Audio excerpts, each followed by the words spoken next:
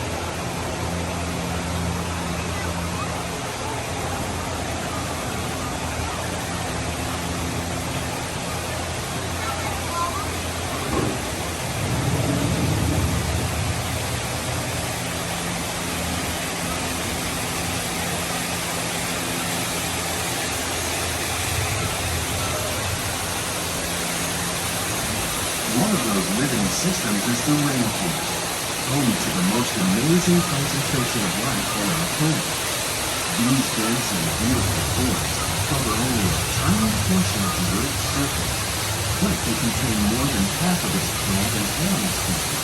Rainforests are also extremely rich and productive living systems, providing us with oxygen, food, medicine, and other elements essential to our lives.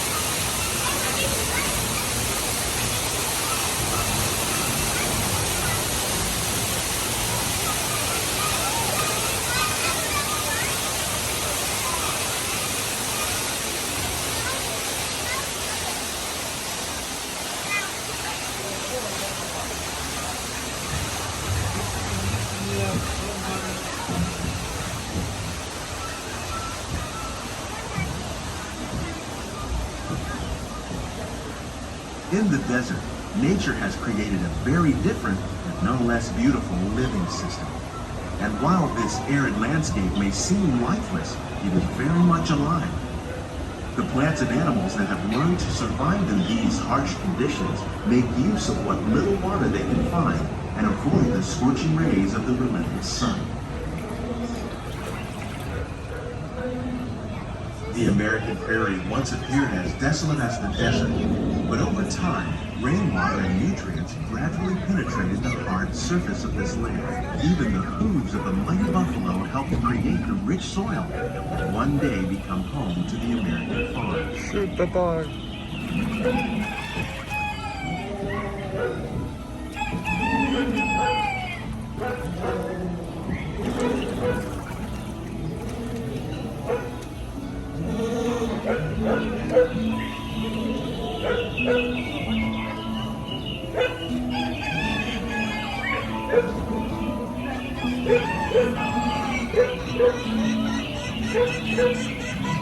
Of all the forces at work on the land, humans have had one of the most profound effects, yet still respect the needs of the land. Some of the answers are being discovered just ahead. To help us maintain these carefully controlled ecosystems, and for your safety, please remain seated in your boat at all times.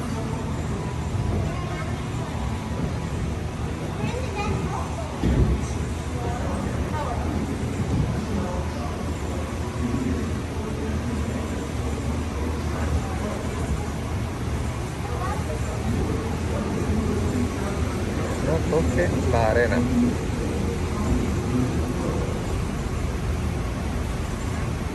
Welcome to our living laboratory, where scientists from EPCOT and the U.S. Department of Agriculture are exploring innovative ways to produce bountiful harvests now and into the future.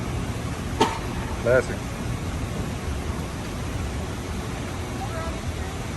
The tropics are home to the greatest diversity of plants on the planet.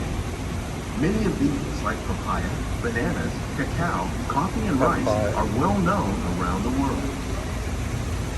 These are just a few of the edible plants that have been an important source of nutrition for people living in the tropics. Many are rich in vitamins and minerals, while others are well adapted to growing in less than ideal conditions. Some, like the water lily, thrive in wet, swampy areas and waterways. All parts of this plant, even the flower petals, are edible. The starchy root of the plant has long been used to make flour for baking.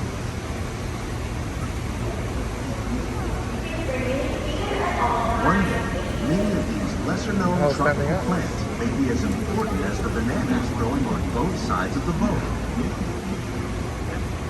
More than 28 million tons of bananas are eaten annually, making it the most popular fruit in the world.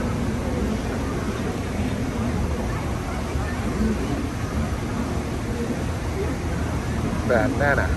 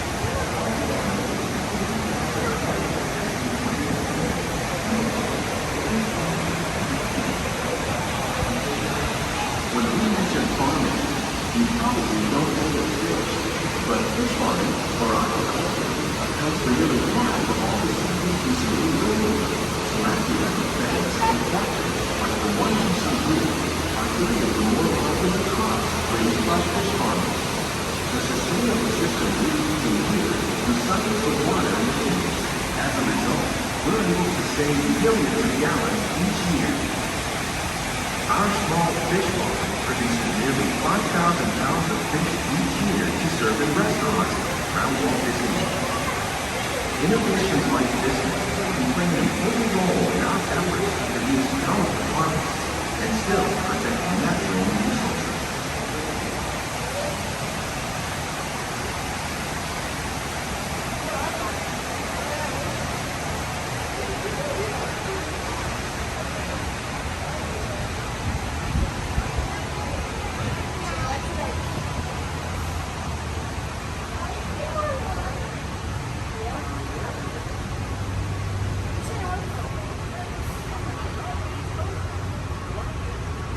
While there are more than 50,000 edible plant species in the world, most of us are only familiar with the handful that make up our everyday diet.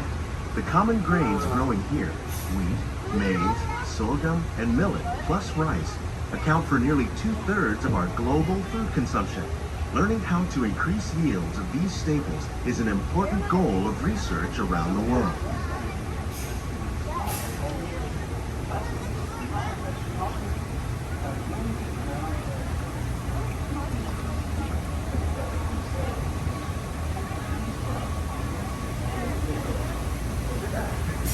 These plants are definitely on their way up.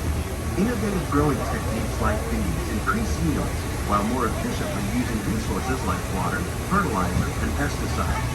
Another innovation at work here is our integrated pest management program. By populating our greenhouses with beneficial insects that prey on harmful pests like aphids and flies, we are significantly reducing our reliance on conventional pesticides.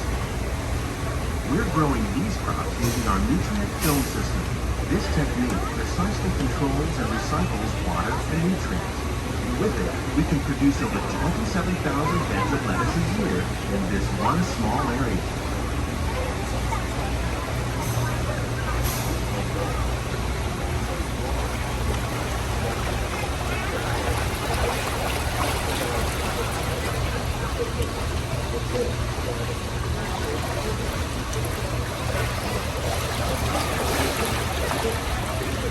Some of our best ideas have been inspired by nature, like these fruit and vegetable trees. By growing these ground plants vertically, we can increase yields and better control diseases. These crops taste as good as they look. In fact, we serve more than 15 tons of produce from our greenhouses in restaurants here at the land every year.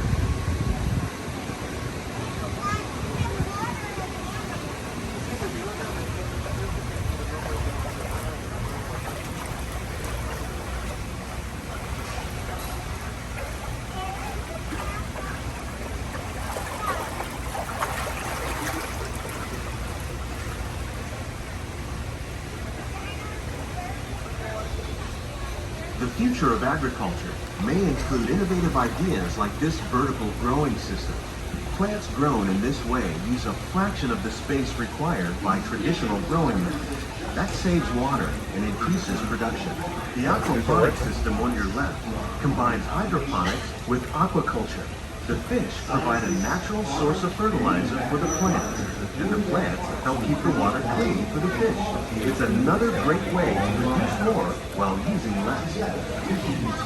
In our lab, EPCOT scientists are working with the U.S. Department of Agriculture on a number of innovative projects.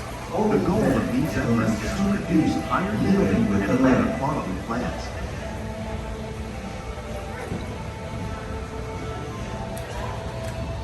On behalf of Walt Disney